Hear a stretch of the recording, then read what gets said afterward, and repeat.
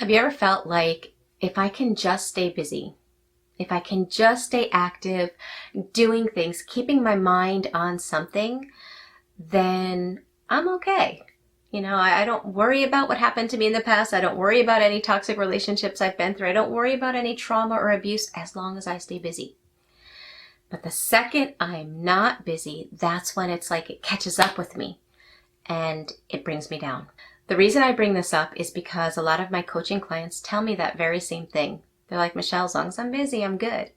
The second I'm alone with my thoughts, that's when I feel like I start falling apart inside.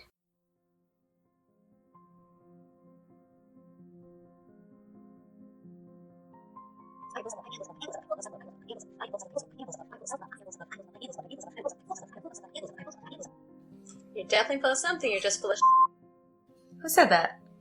I did. I'm your subconscious programming, and you can't be full of self-love because you can never take care of yourself. You can't say no. You overload yourself so much. When was the last time you did something that you loved? And today, you've already criticized yourself and put yourself down at least 27.3 times, and we ain't even had breakfast yet.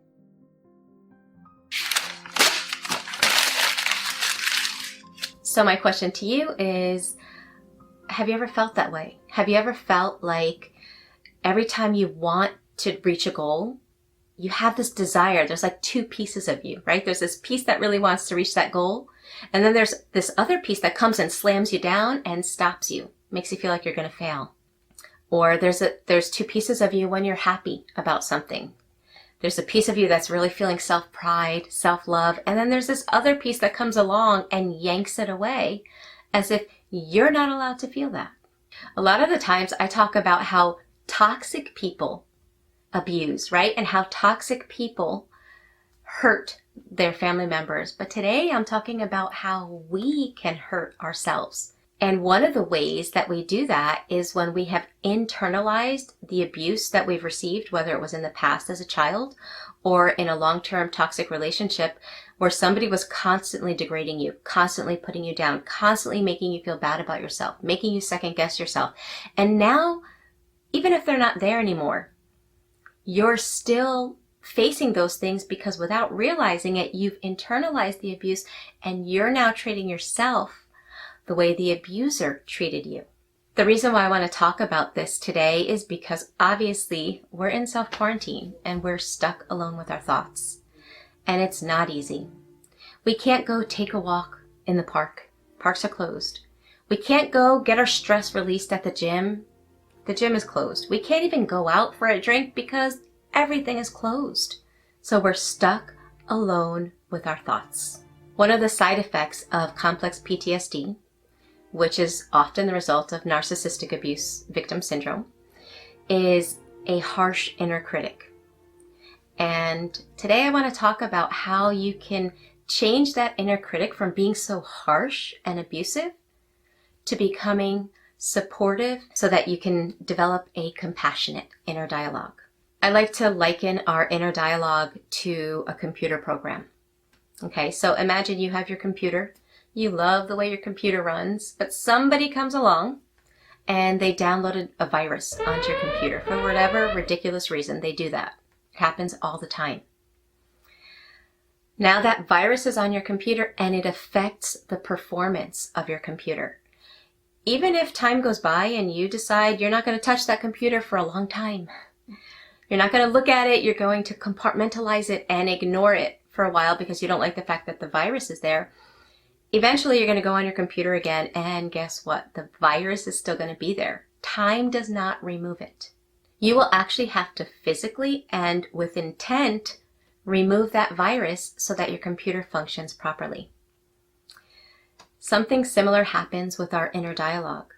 If you were raised in an environment where your parents were either toxic, maybe they had a personality disorder, maybe they had addiction problems, maybe they weren't emotionally available, maybe they, whatever the circumstance. The majority of us grew up in dysfunctional families, so whatever the circumstance, whatever the reason, something happened in our childhood where there was a thought program that was installed in us because we weren't born thinking, I'm going to fail.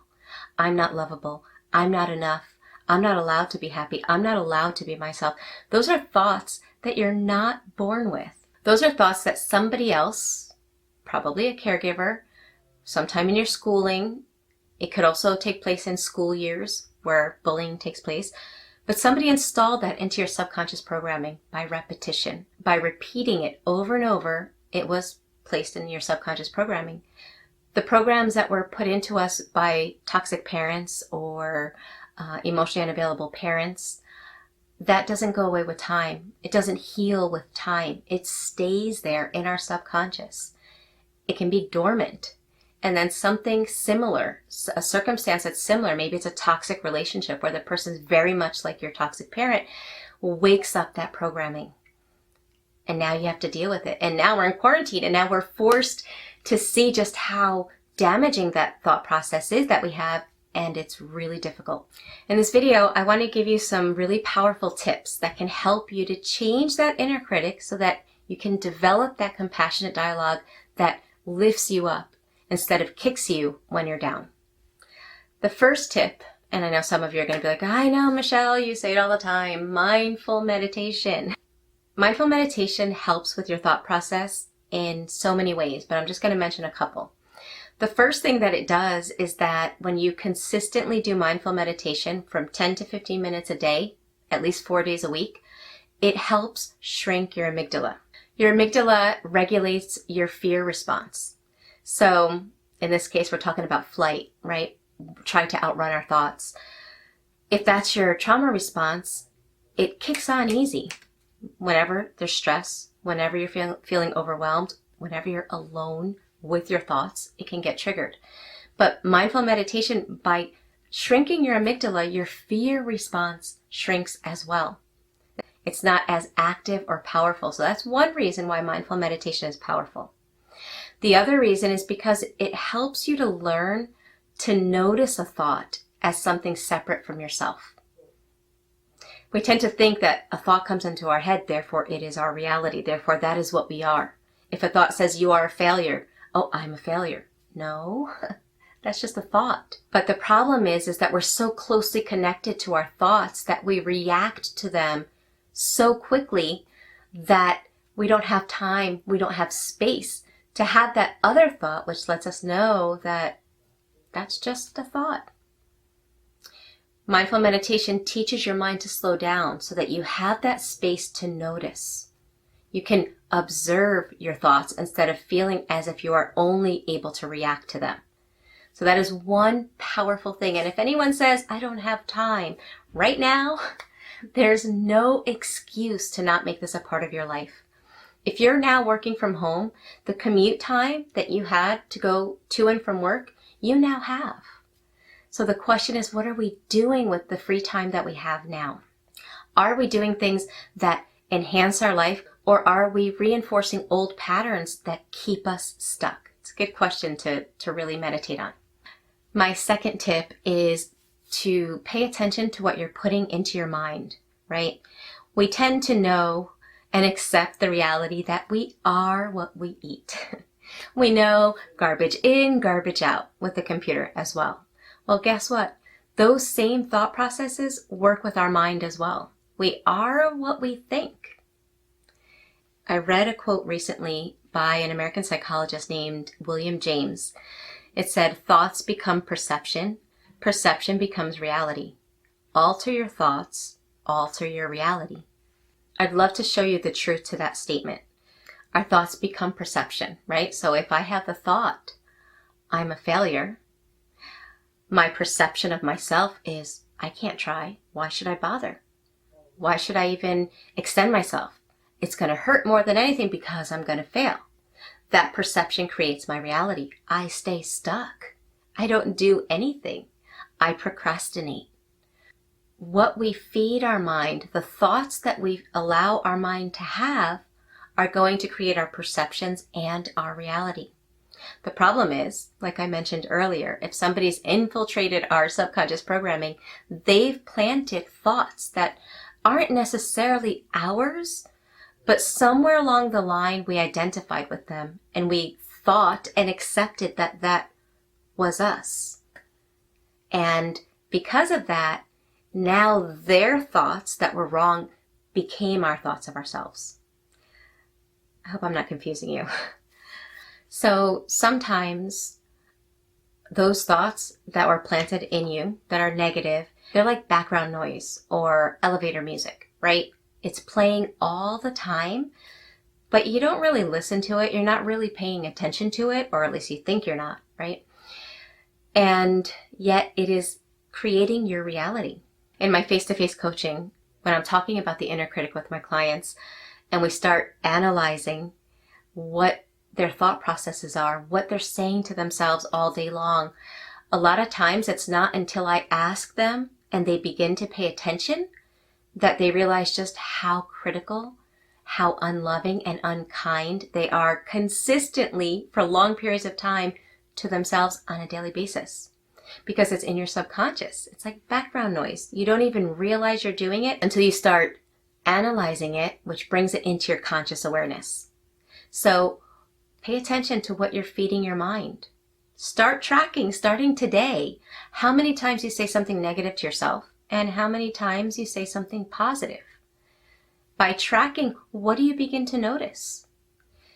If you want your inner dialogue to be your friend and not your enemy, then you have to notice what it's saying and realize that it is in your power to change it. As a child, you couldn't. You had no power. Your parents were like installing that programming in you by the constant repetition of negativity. You didn't have any power then, but now you do. Now your thoughts are like a radio station, right? You put on the radio, there's something you don't like. We don't tend to just listen to things we don't like. At least I don't. Probably drive my family crazy by changing the station so much. But we don't listen to what we don't like. Well, guess what? We could do that with our mind. We don't have to listen to what is abusive, unkind, and unloving. We have the power to shift it. So start tracking what your inner dialogue is and start asking yourself, what do I want my inner dialogue to be? That's what it is. Why is it there? Oh, because that happened. My parents did that to me. That makes sense. But now what do I want? And start giving your subconscious mind a roadmap to the desired inner dialogue that you want. The third thing, and it kind of goes along with we are what we eat, is to be careful about how much you feed your anxiety. Right now, we are in a really difficult time. We're in this self-quarantine. We have this global pandemic, and we can become addicted to just reading the news, hearing the negative, finding out about the horrors that are happening around the world. And I'm not saying to disconnect from reality. We need to know what's going on. But if we're overdoing it, then it's going to send our thought patterns into anxiety and or depression. So yes, we want to stay on top of what's going on in the world, but what positive things are you feeding your mind? Again, we have the time that we normally don't have. Are you reading anything interesting? I'd love to hear it. If you are, put it in the comment section below. What are you doing to feed your mind with positivity? What are you watching that is positive, that lifts you up, that teaches you something, that helps you to be more creative? Because those are the things that are going to help us to keep our mind in a place where our thoughts do not become our enemy.